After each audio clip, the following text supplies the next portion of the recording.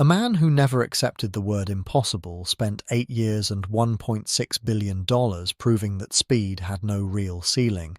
And this is the story of how that obsession built the world's first true hypercar.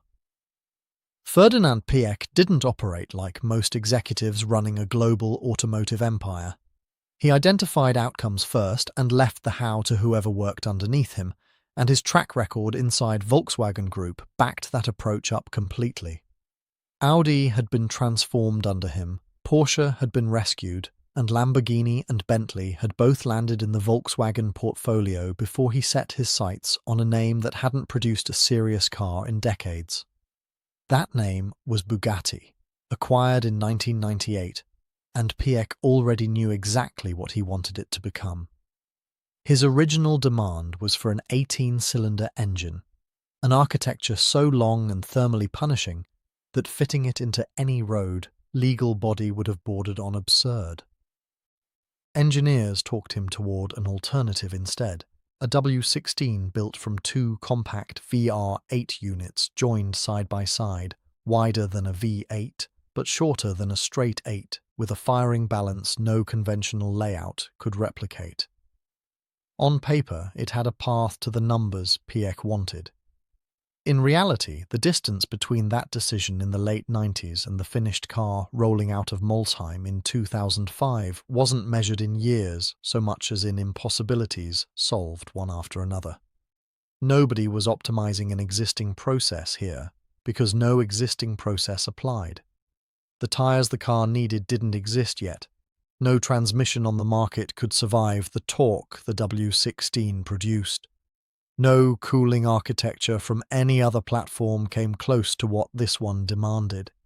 Every single piece had to be invented from nothing, which meant the real story of the Veyron isn't really about horsepower at all.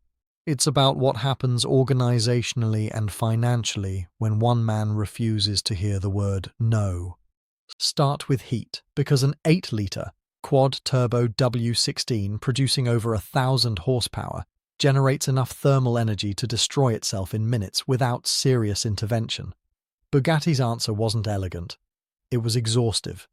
10 radiators total, 3 up front handling 40 litres of engine coolant, plus a separate low-temperature loop carrying another 20 litres for the charge air system.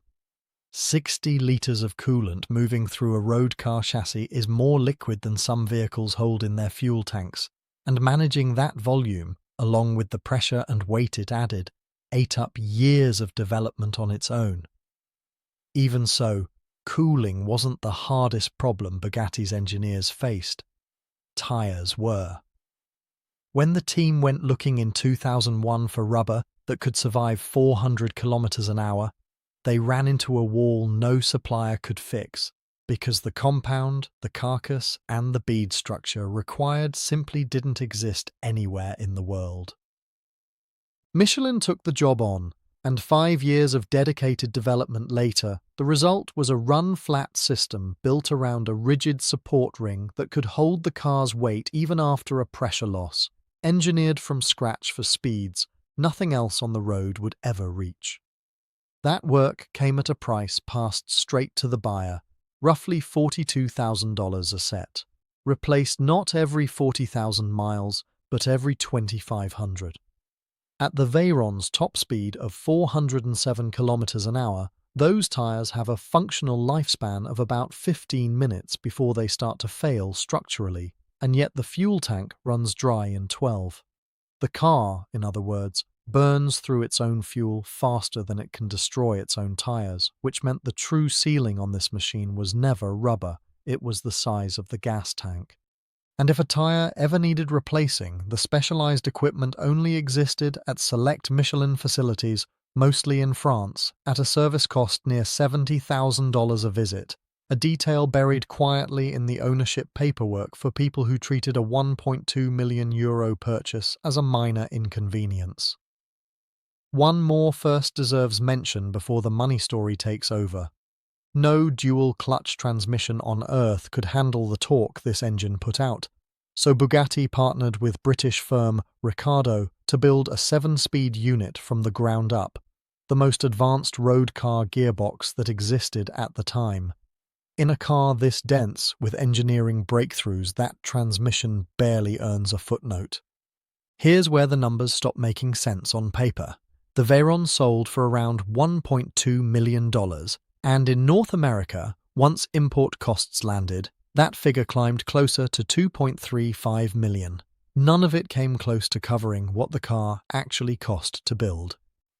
Bernstein Research, one of Wall Street's most respected automotive analysis teams, put Volkswagen Group's loss at roughly $6.25 million on every single unit sold, and across a production run of 450 cars, that adds up to an estimated $1.6 billion lost over 10 years. To understand why a publicly traded company would absorb that, you have to remember what Volkswagen looked like in 1998, fresh off a costly and public fight to wrestle Rolls-Royce and Bentley away from BMW, and already pouring money into stabilizing Lamborghini. Even inside a company used to expensive statements, board members openly questioned whether a $6 million per unit manufacturing cost could ever be justified. Piëch's answer wasn't financial, it was strategic, and it turned out to be correct. In 2005, when the Veyron debuted, Volkswagen's standing among ultra-wealthy buyers trailed noticeably behind Ferrari and Porsche, and by 2010, Bugatti had become the automatic reference point whenever anyone wanted to describe the outer limit of what a road car could do. That shift never came from marketing. It came from one car proving a point so completely that the rest of the industry had no choice but to acknowledge it.